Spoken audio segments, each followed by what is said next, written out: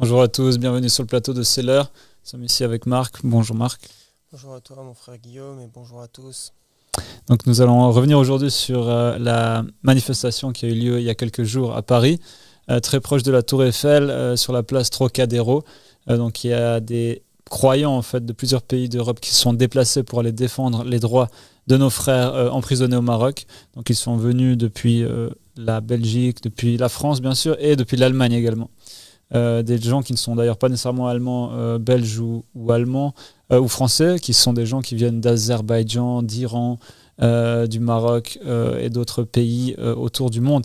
Donc ils se sont rassemblés là-bas, c'était vraiment un magnifique rassemblement.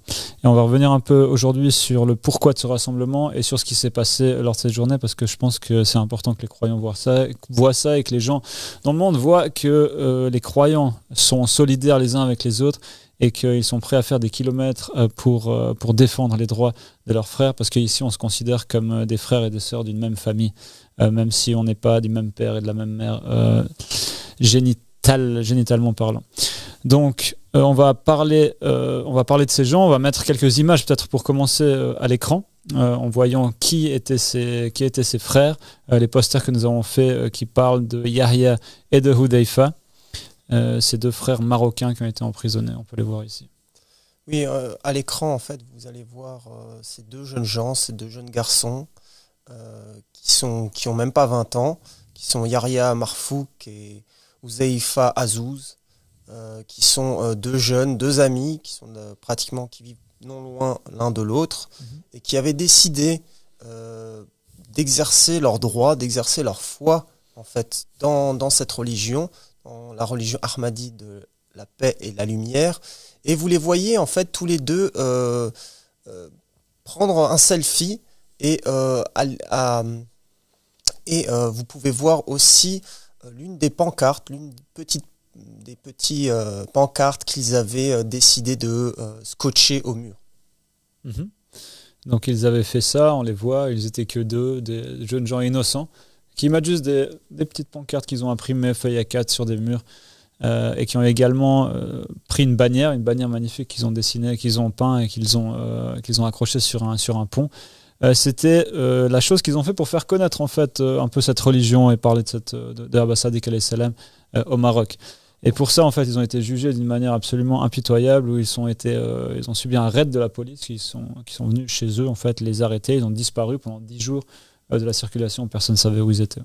Oui, on pourrait comparer ça en fait à des deux jeunes gens qui sont fans d'un groupe de rock ou autre, ou même d'une certaine personnalité, et qui décident de faire part en fait de leur amour pour cette personne en scotchant sur des murs, en fait, en placardant sur les murs le groupe ou la personne ou la personnalité qu'ils aiment, tout simplement. Ils voulaient partager leur amour pour Abba Sadiq, leur amour pour cette religion, vous voulez le partager au monde, faire connaître cette personne, ce sauveur, cette personne en quelle il croit fermement, qui va établir la justice divine, qu'il a toutes les preuves pour montrer au monde qu'il est cette personne désignée par Dieu, et c'est tout.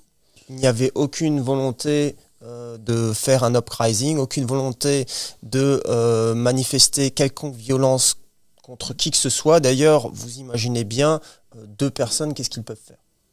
Exactement.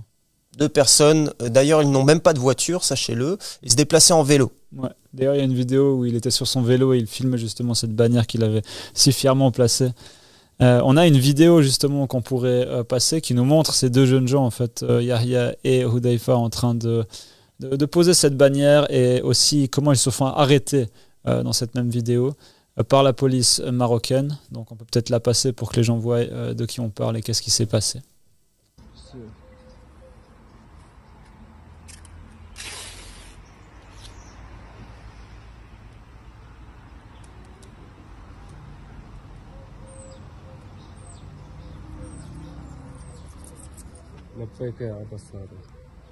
Glory to God. لبيك يا أبا الصادق لبيك يا أبا الصادق.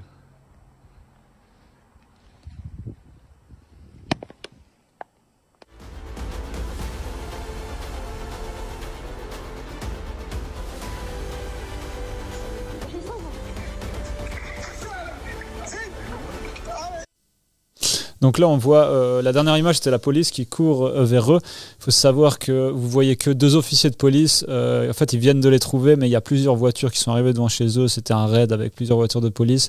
Et ils étaient entourés de tous les côtés. La famille était complètement terrorisée. Ils les ont pris sans aucune explication et ils ont complètement disparu pendant 10 jours. Aucune nouvelle, ses parents ne savaient pas où ils étaient. Mariam, notre sœur qui est ici avec nous, qui est la sœur de Yahya, de la personne qui filmait, ne savait pas où ils étaient. Aucune nouvelle. On sait que les prisons marocaines sont absolument insoutenables pour beaucoup. Des gens disparaissent là-bas, des gens sont emprisonnés pendant des années sans aucune raison. Donc on a une situation qui était extrêmement difficile.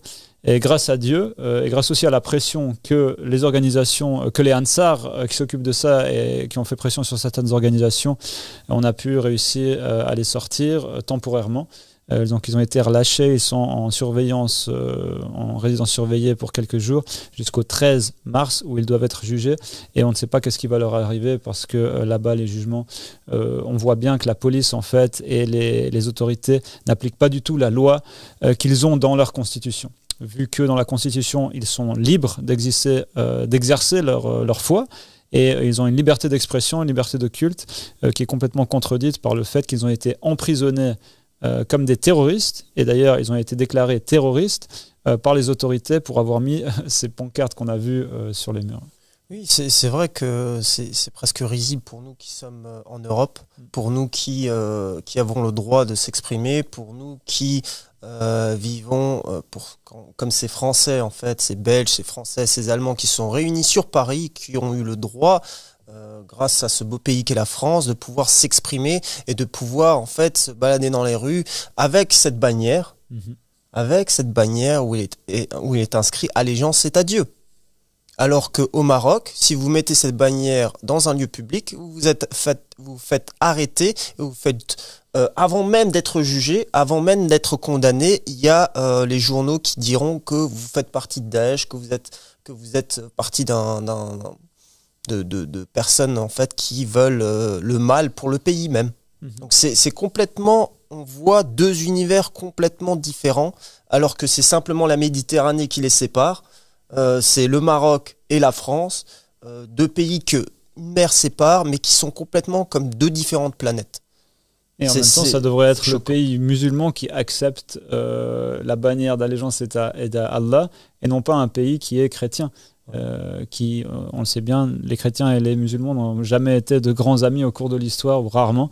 Et c'est dans les pays musulmans où ces gens qui lèvent la parole de Dieu se font persécuter. Donc c'est là le paradoxe, c'est là que ça pose des questions, c'est là que ça incite les gens à réfléchir et à se poser des questions. Comment ça se fait qu'un gouvernement musulman persécute des jeunes sans raison, juste parce qu'ils disent que l'allégeance est à Dieu? Je veux dire, c'est une phrase qui est dans le Coran. C'est tout ce qui est marqué, c'est quelque chose qui est dans le Coran. Il n'y a rien qui est sorti du Coran ou des enseignements du prophète Mohammed dans les enseignements d'Abbas Sadiq. Oui, c'est vrai que c'est extrêmement choquant parce qu'on voit une chose qui est choquante pour les gens qui vivent en France, parce qu'ils connaissent le Maroc notamment comme une ville touristique, comme une ville d'accueil où il fait bon vivre, où on peut faire la fête, où on peut s'amuser, comme dans la ville de Casablanca. On connaît le gouvernement marocain pour aussi ses déclarations publiques, de l'acceptation de la Déclaration universelle des droits de l'homme. Et j'aimerais ici prendre le micro pour pouvoir véritablement vous lire l'article 18 de la Déclaration universelle des droits de l'homme auquel la nation marocaine dit vouloir appliquer. Cet article dit la chose suivante. Toute personne a droit à la liberté de pensée, de conscience et de religion. Ce droit implique la liberté de changer de religion ou de conviction, ainsi que de la liberté de manifester sa religion ou sa conviction seul ou en commun, tout en public qu'en privé, par l'enseignement, les pratiques, le culte et l'accomplissement des rites. C'est clair. D'après la Déclaration universelle des droits de l'homme, ces personnes sont innocentes. Sont innocentes et elles sont poursuivies. Ce qui est intéressant de voir, c'est qu'il y a tellement de pression sociale au Maroc et dans tous les pays arabes d'ailleurs, que non seulement les autorités les poursuivent sans raison, mais les parents ont tellement peur des autorités qu'ils les poursuivent également. Et qu'on a un des deux en fait qui a été placé en hôpital psychiatrique pour la simple raison que ses parents pensent qu'il est fou et que c'est un danger public et qu'ils ne veulent pas avoir affaire avec ce qu'il dit, qui est l'appel à Abbas Sadiq, l'appel à la suprématie de Dieu, l'appel à cette magnifique religion qui est la religion de paix et de lumière, Ahmadi, de paix et de la lumière. Et donc, il décide que cet homme est fou parce qu'il croit en cette religion. Et voilà, quoi. En même temps, ce sont les prophéties du prophète Mohammed qui s'accomplissent. Oui, effectivement, le prophète Mohammed a dit que cette affaire sera extrêmement dure pour les Arabes. Et on voit que dans tous les pays dits arabo-musulmans, on voit un profond rejet et une volonté en fait d'éliminer en fait notre religion, de la faire taire par les coups, par le sang, par les exécutions, par l'emprisonnement. Et on espère vraiment que les plus grandes autorités de ce monde appliqueront les droits universels, les droits de l'homme, pour soutenir, pour protéger en fait ces deux jeunes gens qui, par amour, je le dis encore, c'était une preuve d'amour qu'ils ont mis cette bannière et qu'ils ont mis ces différentes images en fait sur les murs. C'était vraiment, c'est ça qui est triste. C'est le même amour en fait qui a été, comme tu l'as dit, pratiqué en France. On va parler de ça un peu aujourd'hui parce qu'on a fait honneur et on doit le faire honneur à ces gens au Maroc, à ces deux frères. Et en même temps, on a des gens qui se sont déplacés depuis plusieurs pays pour aller à Paris pour manifester leur foi. Et on voit que là-bas, par contre, la constitution ressemble beaucoup à cette constitution que tu viens de lire, avant la constitution marocaine que tu viens de lire, où il est écrit qu'ils ont une liberté de culte et une liberté d'expression du culte dans l'espace public, en commun ou seul. Alors que là, c'est tout ce qu'ils ont fait. Ils ont été apprivoisés comme des terroristes, comme des meurtriers, alors qu'ils ont juste posé des simples pancartes dans la rue. On voit qu'en France, on va passer quelques images à l'écran. C'est pas du tout le même cas. Et alhamdoulilah que le gouvernement français nous a permis à nos frères et sœurs en France d'exposer cette religion, de montrer cette religion au monde. Donc on a quelques slides à passer à l'écran où on voit notre frère Ulysse, notre frère Salim, et d'autres frères qui sont ici en face de la Tour Eiffel avec de magnifiques images. Cette bannière qu'ils ont mise sur la place Trocadéro, ça n'a pas l'air de poser autant de problèmes aux autorités françaises qu'aux autorités marocaines, de manière extrêmement étrange. Et vous voyez qu'ils sont là et ils ont le droit de manifester dans la rue, les gens viennent leur poser des questions. Et ils ont été rejoints par ces frères allemands, belges. Et c'était vraiment une magnifique rencontre en fait. Et ce qui était le plus magnifique, c'est cette solidarité en fait, avec des frères allemands qui ont décidé, ils ont été avertis le jour avant la manifestation, ils ont décidé de prendre leur voiture à 3h du matin et de faire 7h30 de route pour venir manifester quelques heures avec ses frères et sœurs et de refaire 7h30 de route dans l'autre sens pour aller retrouver leur famille et pouvoir se préparer pour leur jour de travail qui suivait le lendemain. On voit la fraternité en fait qui est appliquée par tous les croyants et c'est ce qu'on ressent ici, nous qui vivons tous ensemble, et c'est ce qu'on ressent en fait, ce que ressentent aussi les personnes qui vivent à l'extérieur, de la communauté, qui se rassemblent très souvent pour ce genre de manifestation ou pour d'autres événements qui sont mis en place. Et il y a une profonde amour entre les frères et sœurs, malgré qu'ils viennent à peine de se connaître. On a vu pendant ces 2 heures de manifestation qui étaient en live sur cette chaîne TV qui touche plus de 70 millions de personnes à travers le continent africain et aussi l'Europe, on a vu des personnes s'embrasser alors qu'ils venaient juste de se prendre dans leurs bras vraiment chaleureusement, de rire, manger ensemble, de passer un agréable moment en fait, par amour pour les autres, pas parce qu'ils n'étaient pas tristes pour ce qui est arrivé à leurs frères au Maroc. Non, ils sont venus les soutenir, ils ont crié haut et fort, ils ont essayé de vraiment ameuter et de expliquer la situation qui se passe au Maroc au peuple français. D'ailleurs, on a une vidéo en fait qu'on passera à un moment donné. Non, on peut la passer maintenant. On peut la passer maintenant on va dire d'un petit échange entre un citoyen français et certains membres de la religion de la paix et de la lumière, la religion Ahmadi de la paix et de la lumière. Ouais. Donc on peut passer cette vidéo où on voit un passant leur poser des questions et eux, ses frères et sœurs répondre dans la rue. C'est intéressant de voir quelles questions ont les gens en fait et comment ces frères et sœurs français répondent. Donc c'est la deuxième vidéo. Prisonniers au Maroc, nous parlons de tous ceux qui dans le monde subissent la persécution simplement parce qu'ils pensent autrement. Notre foi, la religion Ahmadi de la paix et de la lumière, c'est une religion ouverte, progressiste et humaniste. Pourtant, elle est persécutée dans les pays musulmans, car elle ose de remettre en question des dogmes figés dans le temps. Nous croyons en l'amour, en la liberté individuelle, en l'égalité des êtres humains. Nous croyons que chacun doit être libre de porter ou non le voile, que boire ou ne pas boire de l'alcool est un choix personnel, que les personnes LGBTQ ne sont pas des parias, mais des frères et sœurs en humanité, que les dogmes religieux doivent être questionnés avec sagesse. Mais au Maroc, ces idées sont jugées subversives, dangereuses et condamnables. Yahya et Ouzaifa en sont la preuve vivante. Arrêtés, disparus, brisés. Nous sommes ici pour rappeler que l'humanité passe avant les dogmes. Nous ne sommes pas là pour diviser, mais pour rassembler. Nous ne sommes pas là pour imposer, mais pour revendiquer le droit de chacun à la liberté. Nous demandons aux autorités françaises de se tenir aux côtés de ceux qui, comme Yahya et Ouzaifa, ne demandent qu'à vivre en paix. Nous appelons tous ceux qui croient en la justice à se lever contre cette répression. L'histoire nous jugera sur notre silence. Aujourd'hui, nous choisissons de parler. La paix qui a massacré. La paix qui a massacré. La paix qui a massacré. La paix qui a massacré.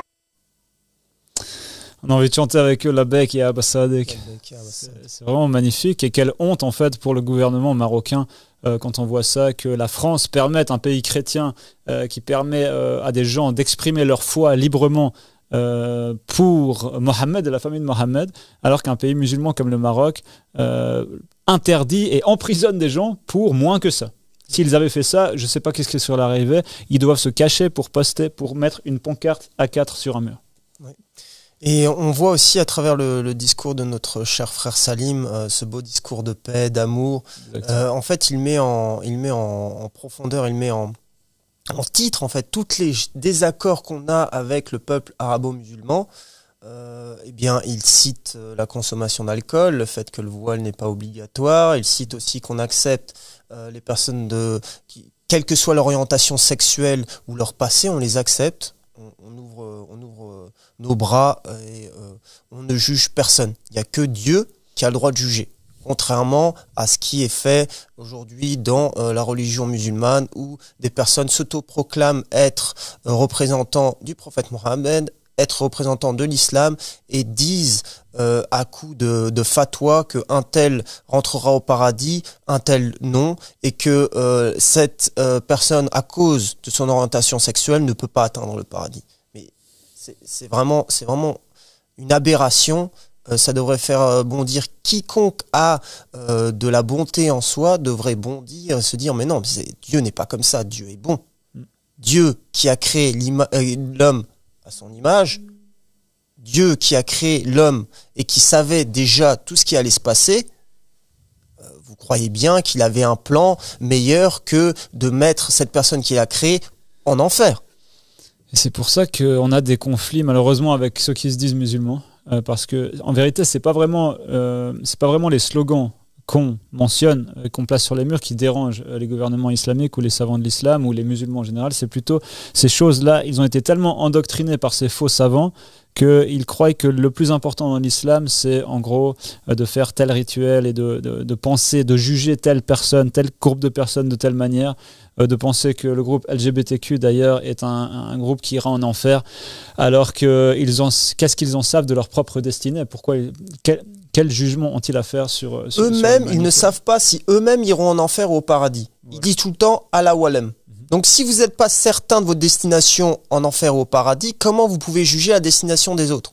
Et de le quoi on meilleur parle? dans l'humanité est celui qui est le plus doux avec la création de Dieu, et non pas celui qui juge le plus ou qui est le plus...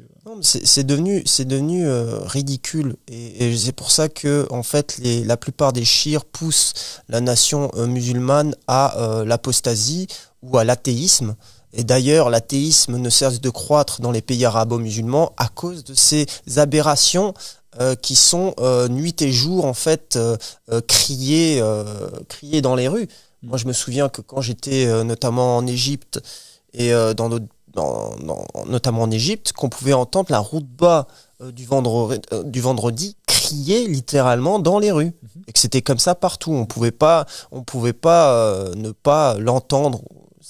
On était obligé d'écouter le discours du shir, qui était exactement le même discours du shir de la mosquée d'à côté. De la mosquée d'à côté, c'est comme s'ils avaient décidé de mettre une AI et juste d'implémenter en fait des imams et qui lisent le même discours. Ils ont bien réussi leur contrôle de la population grâce à la religion, et la religion est malheureusement trop souvent un moyen de contrôle de la population au lieu que ça soit un moyen d'élévation vers Dieu et de soumission au seul véritable Dieu. Et ça se fait uniquement par l'imam du temps, l'imam qui est choisi par Dieu, et non pas ces faux imams de mosquée qui répètent comme des robots, comme tu l'as dit, des discours préparés par des gens qui sont absolument pas du côté de Dieu, mais de l'opposé, quoi. Et surtout, comment accepter leurs décisions alors qu'eux-mêmes sont au service des personnes qui gèrent les affaires du pays. Et on voit, dû au taux de pauvreté, que les affaires du pays, des pays sont mal gérées.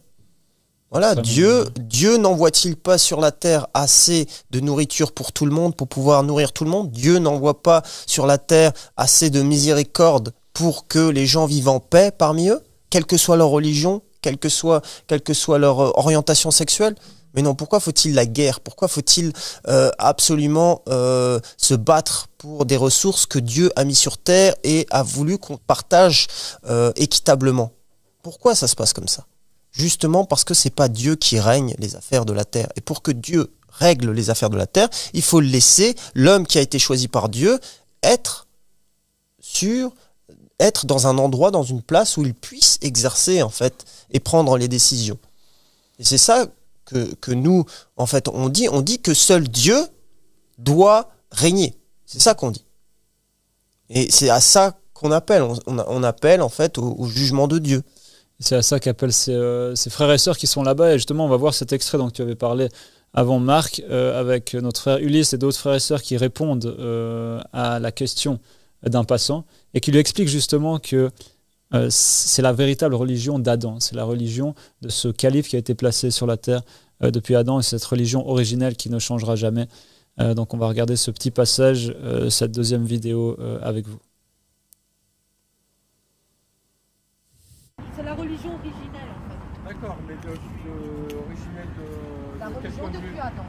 Ah, depuis Adam. Donc Ah on ouais, peut être antérieur hindouiste, on est juif. hindouiste, Bien sûr. mais c'est une nouvelle philosophie. C'est ça, mais tout ça. C'est ça, 2015. Ah, c'est une nouvelle philosophie des années 2015. 2015, ça commence en 1999. 99. Le culte Ahmadi Oui, est a né commencé en en 99. 99. Ah oui, c'est récent.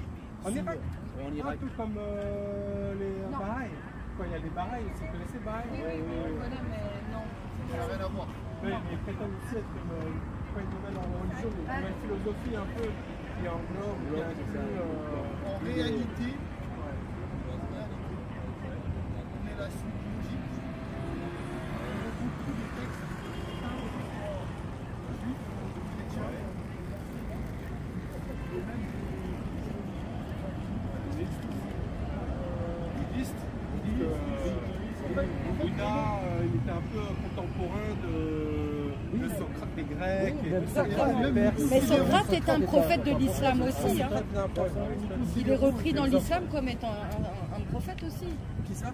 Socrate, dans Aristote, l'islam, Platon, oui, c'est ça, bien c'est sûr. ça. D'accord. Seulement les savants actuels ont égaré totalement et ont totalement dissous le côté spirituel de l'islam Oui. pour la soif de pouvoir. Oui. Et ça depuis la mort du prophète, parce qu'il a bien un testament et il n'est pas suivi. Donc, Je vais lire tout ça. C'est gentil. Et alors, et donc en fait, et donc là, vous manifestez particulièrement Oui. pour ces deux personnes Oui, c'est deux ces jeunes hommes deux jeunes. au qui Maroc. ont dit que malheureusement le voile n'est pas obligatoire dans l'islam. Et rien que pour cela, ils ont été emprisonnés. Au Maroc. Au Maroc. Il s'appelle. Voilà. Yahya, Il a Marfoud déjà à 24 ans. Houdaïfa. Zaïfa à 18 ans. 18 et 24 ans.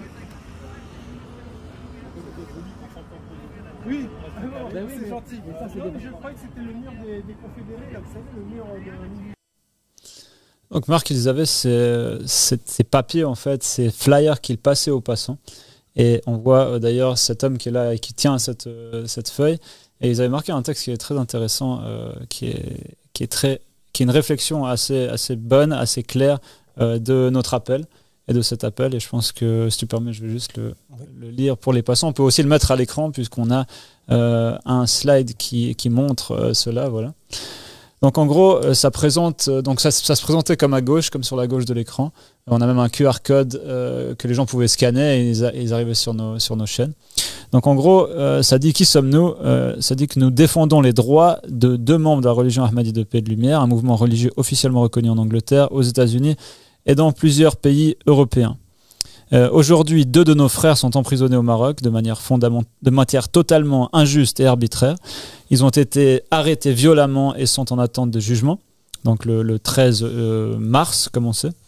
Ils ont été arrêtés sans preuve, sans procès équitable, simplement parce qu'ils appartiennent à un mouvement religieux considéré comme hérétique dans la plupart des pays arabes où la liberté de culte est inexistante. Donc, qui est la religion Ahmadi de paix et de lumière et pourquoi est-elle persécutée? Nous sommes une religion ouverte et progressiste et c'est précisément ce qui nous vaut cette persécution. Contrairement au dogme traditionnel, nous ne considérons pas l'alcool comme interdit, ni le voile comme obligatoire et nous défendons les droits des minorités dans la communauté LGBTQ+. Et pour ces raisons, nous sommes considérés comme une menace dans les pays où domine l'extrémisme religieux, comme au Maroc. Par qui sommes-nous reconnus? Donc notre mouvement, il est reconnu et soutenu par les organisations internationales de défense des droits de l'homme, telles que les Nations Unies. On sait aussi que par exemple, il y a les Amnesty International ou les Droits de l'Homme sans frontières et beaucoup d'autres qui nous soutiennent. Par ailleurs, plusieurs pays européens, dont la France, depuis janvier 2025, la Grèce, l'Espagne et la Lettonie également, ont accordé l'asile à nos membres en raison des persécutions que nous subissons, notamment en Algérie, donc juste à côté du Maroc. Donc c'est pas la première fois que dans cette région on a des persécutions. Pourquoi avons-nous besoin de vous? Aujourd'hui, la répression continue au Maroc et nous avons besoin du soutien de la presse et de toute personne avec une part d'humanité en elle pour dénoncer cette situation et contribuer à libérer nos frères emprisonnés. Et c'est possible en fait, parce que ce qui s'est déjà passé souvent, c'est de la pression qu'on peut mettre sur ces pays, les force à libérer nos frères et nos sœurs. Donc c'est important que vous nous aidiez. Et il faut aussi savoir que même la presse française au Maroc, elle est persécutée. Nous sommes confrontés au même type de répression que les journalistes et défenseurs de la liberté d'expression et nous demandons l'union de tous les persécutés dans cette lutte pour la justice et l'équité. Donc voilà, en fait, on est ensemble, on n'est pas un mouvement religieux, on n'est pas un mouvement fondamentaliste, on n'est pas un mouvement qui se base sur ce qu'il faut croire, mais plutôt notre mouvement se base sur l'amour de la création de Dieu. Et d'ailleurs, en fait, si vous lisez Le But du Sage et si vous écoutez en fait les lectures d'Abbas Sadiq, de Lui et la paix, vous verrez que toutes les alliances qui ont été faites avec Dieu sont acceptées. C'est-à-dire que quelle que soit votre religion, vous serez accepté. C'est ça qui doit vraiment être compris. Nous sommes contre aucune religion. Quelle que soit votre religion, si vous êtes bouddhiste, hindou, si vous êtes shintoïste, si vous êtes chrétien témoin de Jéhovah, si vous êtes chrétien catholique, si vous êtes musulman sunnite, musulman chiite, quelle que soit votre religion, nous l'acceptons parce que nous acceptons les 6 alliances. Et nous appelons, pour ceux qui veulent, à la 7e alliance. C'est vraiment très simple en fait. Nous sommes la seule véritable religion qui englobe toutes les autres et qui admet, comme la sœur nous l'a dit, Aristote comme prophète. Et d'ailleurs, le prophète Mohammed, c'est un célèbre hadith qui dit que Aristote était parmi les prophètes, parce qu'il y avait un de ses compagnons qui allait en Égypte et qui est revenu vers le prophète Mohammed et qui avait expliqué que les personnes vénéraient une fausse personnalité, que cette personnalité était Aristote. Et le prophète Mohammed a dit à son compagnon, ne dis rien de mal concernant cette personne, c'était un prophète, mais il n'était pas connu de son peuple en tant que prophète. Donc voilà.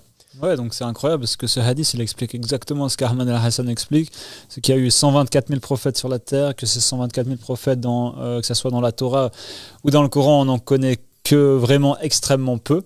D'ailleurs, on n'atteint même pas 1 millier, même bien loin de là, alors qu'on parle de 124 000. Et tous ces prophètes, beaucoup d'entre eux sont connus en vérité par l'histoire, mais pas en tant que prophète, en tant que personnalité, en tant que philosophe, en tant que personnage mythologique parfois, en tant que divinité parfois, comme Krishna Zeus, par exemple. Krishna, Zeus, ou bien Alexandre le Grand, qui pour certains musulmans est peut-être un des 124 000 prophètes, mais ils ne savent pas vraiment. Qui peut parler avec autorité si ce n'est une personne choisie par Dieu? Aujourd'hui, toutes les personnes que vous choisissez de suivre sont des personnes que je qualifierais d'intellectuelles, qui ont peut-être une partie de la vérité, mais qui ne savent pas eux-mêmes avec certitude.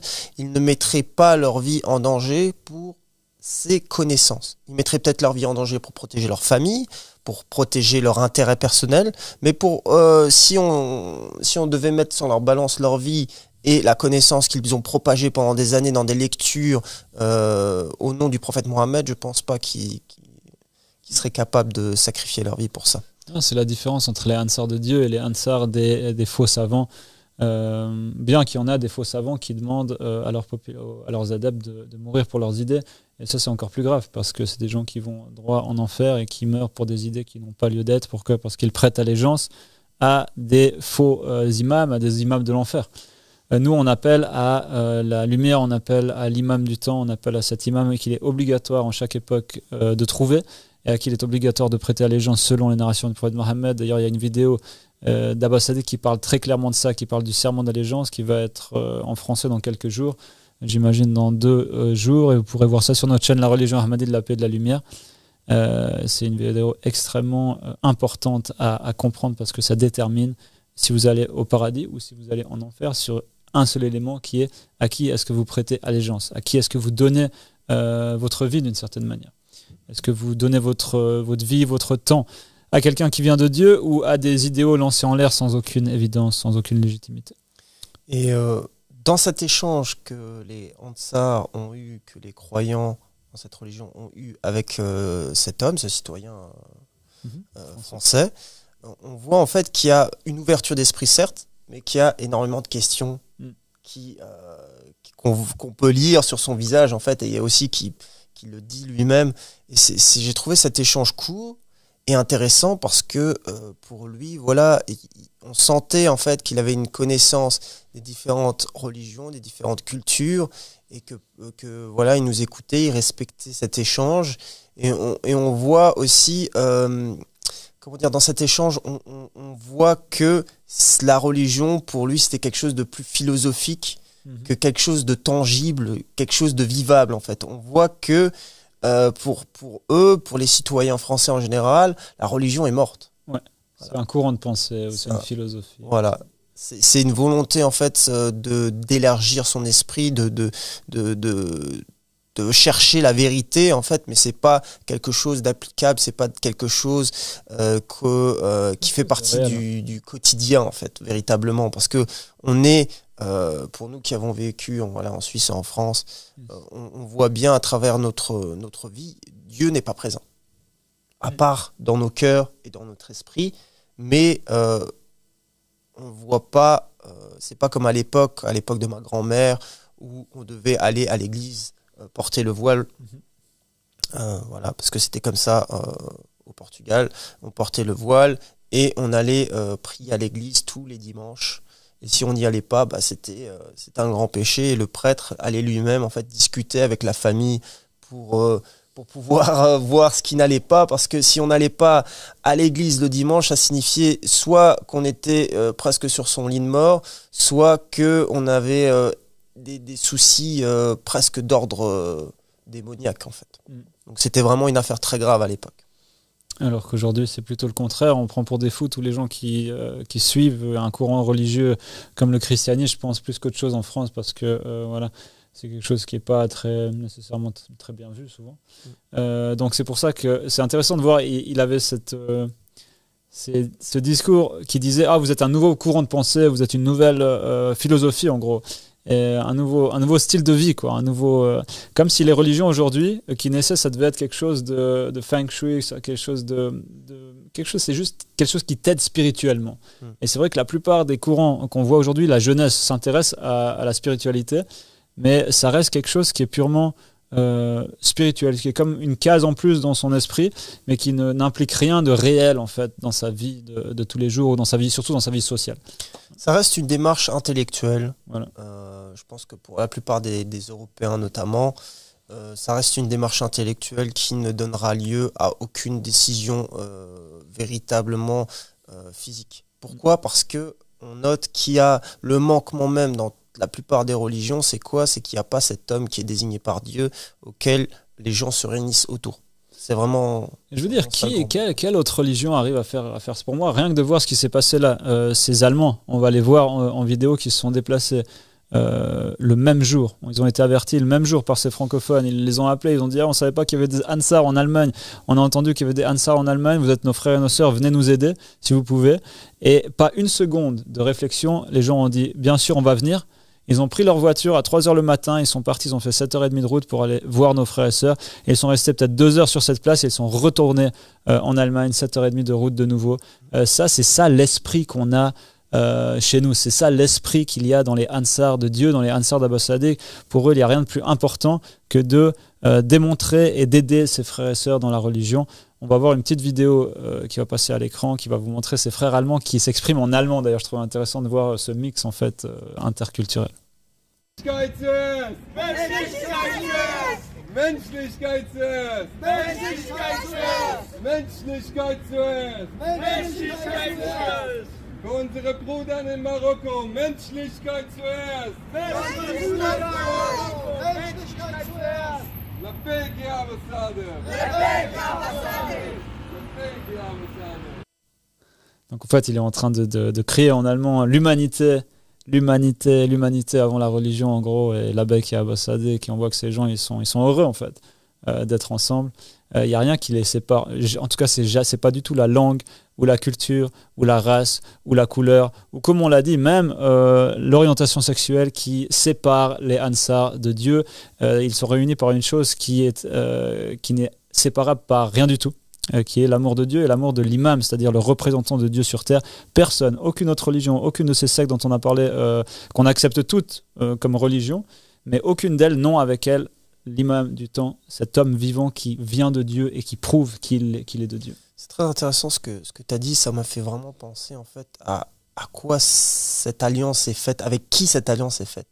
Elle n'est pas faite avec les corps, elle est faite avec les âmes. Et c'est vrai que l'âme, en fait, c'est cet esprit qui ne meurt jamais, cet esprit qui est intemporel, cet esprit qui a une volonté beaucoup plus forte que la chair.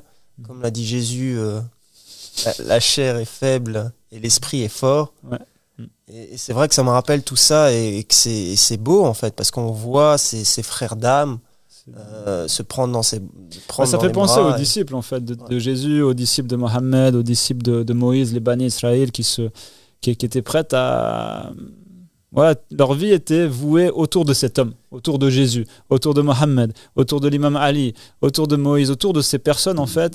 Et ils étaient prêts, même s'ils étaient loin d'eux, à se réunir pour la cause de défense et de parler de cet homme et de parler de comment cet homme était la lumière de Dieu dans la création et comment grâce à cet homme, que ce soit l'imam du temps en chaque époque, leur vie changeait, ils devenaient vivants en fait. Et la vie entrait en eux grâce à leurs paroles, grâce à leurs enseignements, grâce à cette vie qu'ils amenaient. Comme Jésus a dit, je suis la vie, je suis le chemin, je suis la vérité.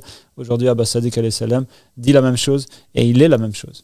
Oui, effectivement, et ça me fait aussi penser à Bilal, qui était l'un des premiers compagnons du prophète Mohammed, ou à Salman al-Farisi, aussi, qui venait de Perse. Ces personnes qui venaient de très loin, qui étaient esclaves, et qui ont fini par suivre en fait, le prophète Mohammed, la paix soit sur lui et sa famille. Donc on voit pour la nation musulmane, pour les vrais croyants de la nation musulmane, s'établir la même relation que Jésus avec ses disciples. On voit le prophète Mohammed établir cette même relation avec Salman al-Farisi, avec Bilal, avec l'imam Ali alayhi salam, avec tous ses proches en fait, avec Ammar, Ibn Yasir, avec tous ses proches en fait qu'il avait, tous ses proches compagnons, ses vrais croyants, parce qu'on rappelle jamais assez souvent, le prophète Mohammed s'est fait trahir en fait par sa propre nation, s'est fait trahir véritablement d'une manière déplorable par sa population, par sa Oumma en fait.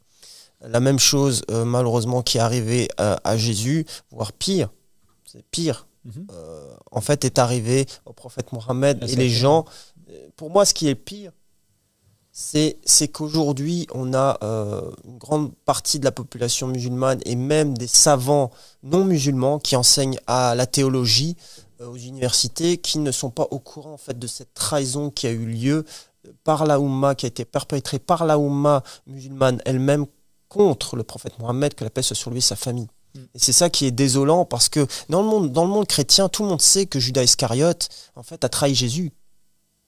C'est pas le cas avec Omar et Abou Bakr et Aïcha et Hafsa et tout le reste en fait qui les ont suivis. C'est pas du tout le cas. Et il y a encore des débats. Chez les chrétiens, il n'y a aucun débat pour dire si Judas Iscariote est un bon ou mauvais personne. Par contre, on a le même problème dans le christianisme avec Paul, en fait. Oui. Paul qui est pris comme un grand croyant et qui est légal ou similaire à Omar ou Abou Bakr dans l'islam. Ce sont des gens qui sont sanctifiés, en fait, qui sont placés à l'état de saints dans la réputation qu'ils ont. Alors que, en vérité, ce sont des démons, ce sont des gens qui ont usurpé le droit de leurs prédécesseurs, enfin du prophète du qui ils disaient être successeur. Et ce sont des gens qui déforment et qui sont envoyés par Satan d'une certaine manière pour déformer totalement la religion et faire croire que c'est ça la véritable religion. Et leur but principal, en tout cas la conséquence que ces gens provoquent, c'est que le successeur véritable de chaque prophète est refusé à cause d'eux. Donc les gens ont refusé Mohammed principalement car ils ont cru en Paul. Parce que les enseignements de Paul contredisaient les enseignements de Mohammed, alors que les enseignements de Jésus ne contredisent en rien les enseignements de Mohammed. La même chose avec le Mehdi. Les enseignements de Mohammed, tout ce que nous disons, c'est purement, fondamentalement basé sur les enseignements de Mohammed. Il n'y a pas une seule lettre qui sort de ce qu'il a dit. Alors que, bien sûr, que Omar et Abou Bakr, leurs enseignements sont complètement contraires aux enseignements du Mehdi. C'est vraiment un point extrêmement important. Ça fait penser à ce fameux hadith du prophète Mohammed qui dit « Et vous allez suivre empan par empan les erreurs qu'ont fait les peuples d'avant vous. S'ils étaient entrés dans un trou de lézard, vous y rentrerez aussi. » Et après, les personnes dans l'assemblée ont dit le prophète Mohammed, tu parles des chrétiens, et des juifs et des chrétiens. Et le prophète Mohammed a répondu mais qui d'autre? Donc effectivement, la nation musulmane a fait exactement les mêmes erreurs que les chrétiens et les juifs.